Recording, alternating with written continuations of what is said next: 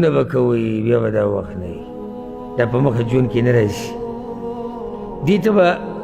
اوس دا موږ ته پته نه چې اخره پورې به رسو که نه خو که بالفرض ورسېږو دې ته بیا 11 میاشتې انتظار دی 11 میاشتې بعد بیا که راغلي بالفرض او ته وي او زه وم نو بیا بله خبره چې را بدن به ګوره زموږ داسې وي که نه د ناستې لایق به وي که نه نو بیا داسې فارغه وخت به وي که نه نو بیا تاسو به دلته یې او که نه او بیا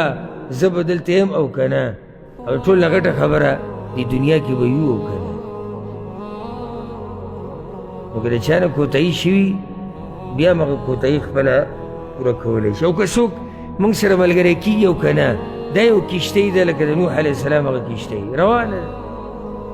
څوک چې ورته ختلی دی هغه کامیاب ځکه چې دا د قرآن او د حدیث کښتۍ ده نو دې ته ختو سره موږ کامیابېږو کښتۍ نه کښتۍ خو الله کامیابه کړې ده خو صرف څه وشي موږ ورسره لږ داسې مزل وکړو لاړ شو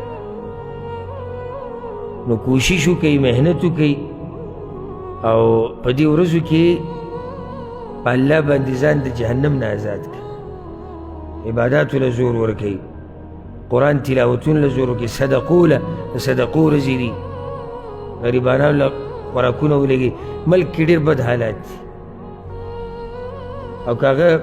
پاکستان یاد کړو که هغه افغانستان دواړو ملکونو کې غریبي ده او حالات ښه نه دي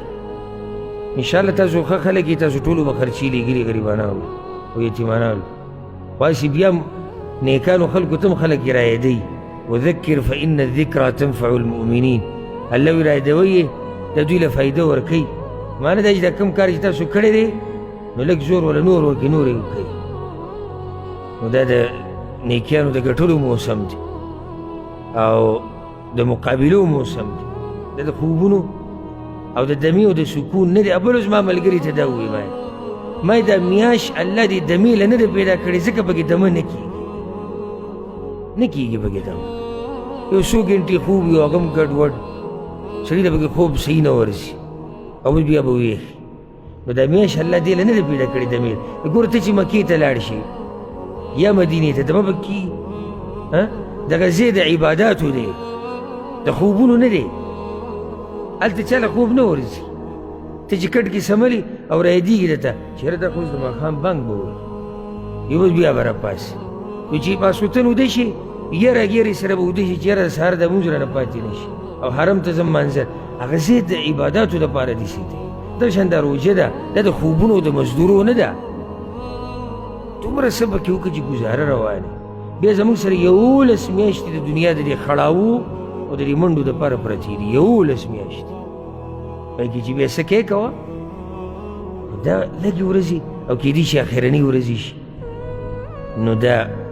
په جوش او جذبې سره تېرې کړي او د مقابلې یعنی د جنت او د جهنم دلته مقابله روانه څوک به جنت ګټي څوک به جهنم ګټي چې دغې کې مو ګټئ او جنت ترلاسه کړئ او دا مقابله کومه چې دلته د الله د کتاب د زده کولو چې دا مو ګټئ بعض ملګري په اوله کې ډېر ګرم ګرم هغه شاته شو نور د هغوی نه تکړه شو نو کوشش دا دی او موږ به چې کوم انعامات او شهادات او دغه ورکوو اسناد نو په هغې کې به خصوصي دې کال له یو څو کسان او کسانو لیست به ډېرې تېر شوي کال لږ کم یو څو کسان هغه به اولني او ته به خاص انعام خاص شهاده شکر و تقدیر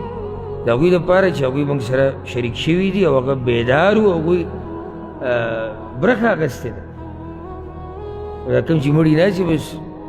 الله دې د هغوی په حال رحم وکړي او دې کې ما ته فایده نشته یعنی دا نه چې که تاسو ویښ کښېنئ جوما ته به دا سبق ښه رایاد شي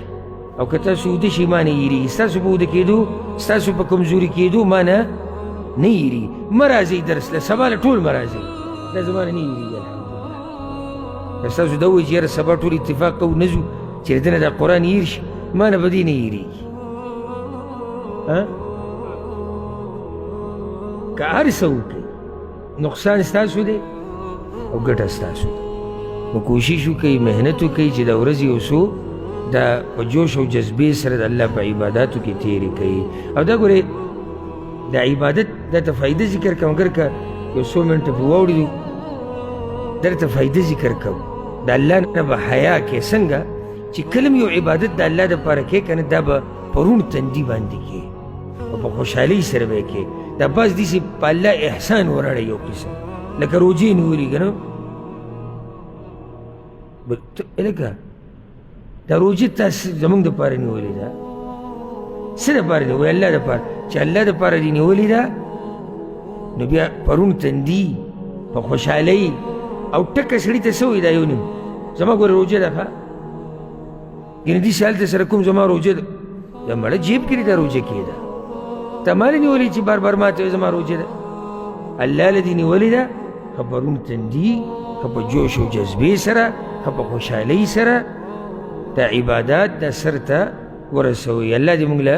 توفیق راکړي سبب انشاءالله شروع کوو د